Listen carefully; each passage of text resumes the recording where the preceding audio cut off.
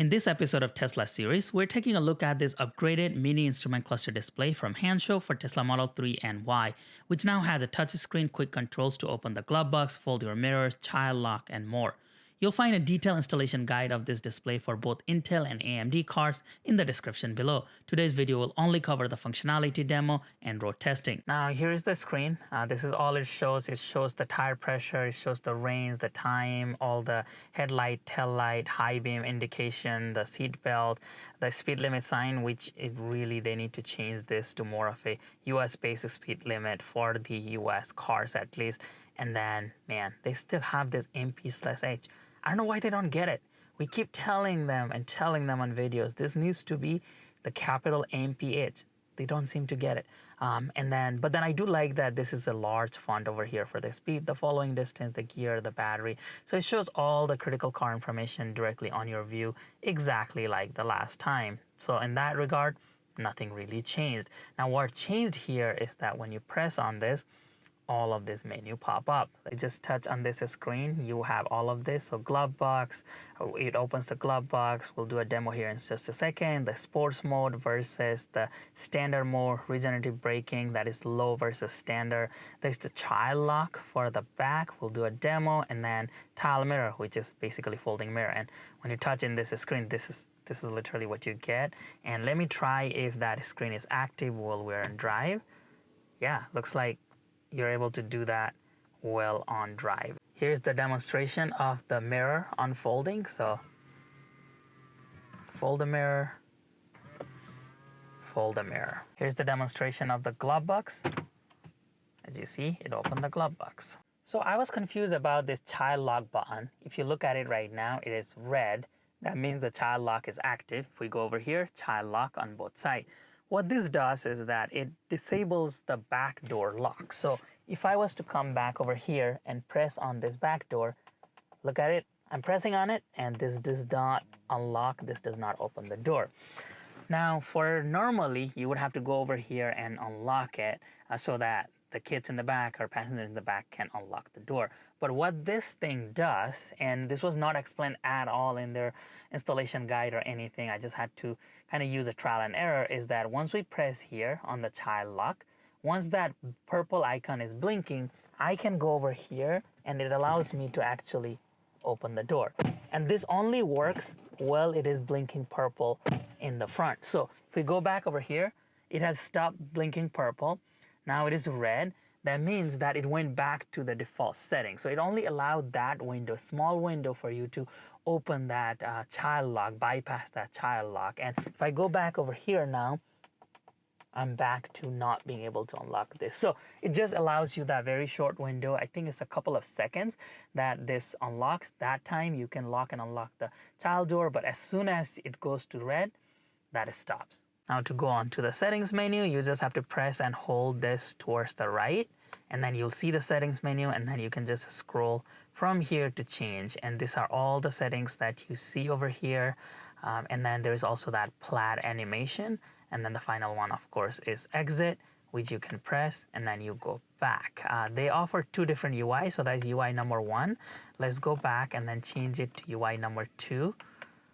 And see if we notice the difference. So this one, it does not show the tire pressure on the left. It actually moves some of that information. It looks less cluttered. So it also shows the odometer now. So that is what changed between the UI 1 and UI 2. They also have what we call the dark versus light versions. So right here, theme is auto. You can do bright versus dark. And then I'll show you what that dark looks like. It's the exact same thing, but just in a darker background for the nighttime. So it has some kind of a timer. So around 6:30 p.m. I believe that is when it changed to dark versus light. It does not follow the Tesla. So it says auto, which does not mean follow the Tesla screen. It just follows the dark versus night at a certain time. What the heck is a plaid animation?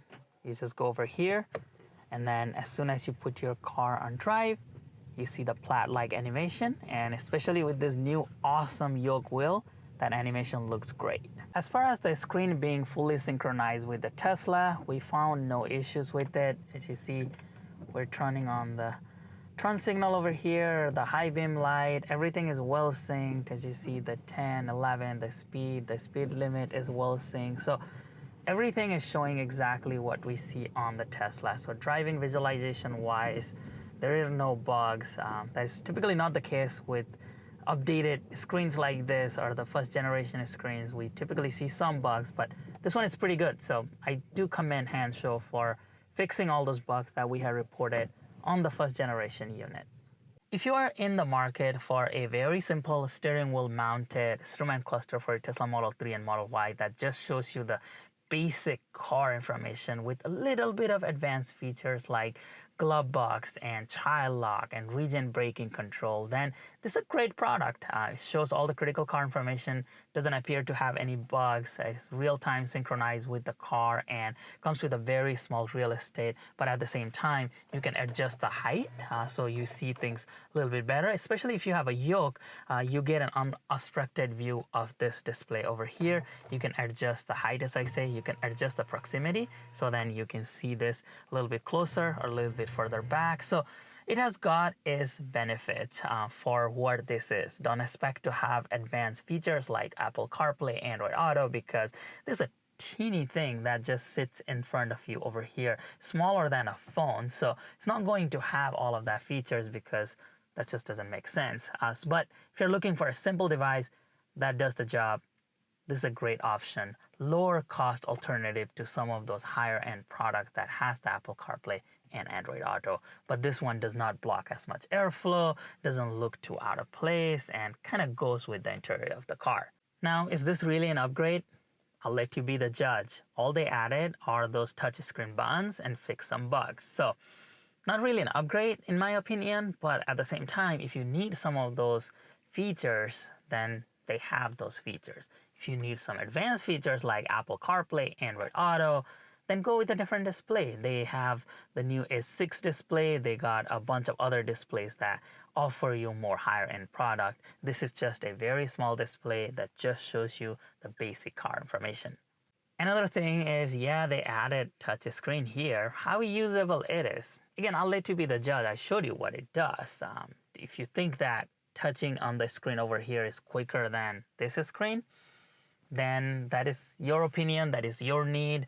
Some people might find it just easier to be able to reach over here and just press the specific button even while driving, or some people might find it easier to just use the main Tesla screen. And if you need that product where you can just tilt the screen this way or tilt it to the other way, then we have that product as well. If you want to make your life a little bit easier finding some of those menu by just kind of slightly looking at the right and be able to touch it, Hansho sells that product as well. So this is one of the options of many products that Hansho sells. And yes, it is not perfect. Absolutely, I wouldn't say that. I wouldn't say this is the greatest instrument cluster or the best cluster.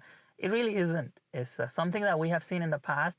It's a very high product. A lot of people like it because of the small form factor here, but it does not have some of the features that many people have been requesting, and it still seems to have some lag with the UI of, like, for example, the MP/H that they really need to fix and just make it an MPH, some of the units. So there is plus and minus to this display, and I'll let you be the judge if you want this or if you want something else. With that, if you would like to check this out, you can check it out on Hansho's website and use Shiva Tesla as a discount code to save significant amount of money.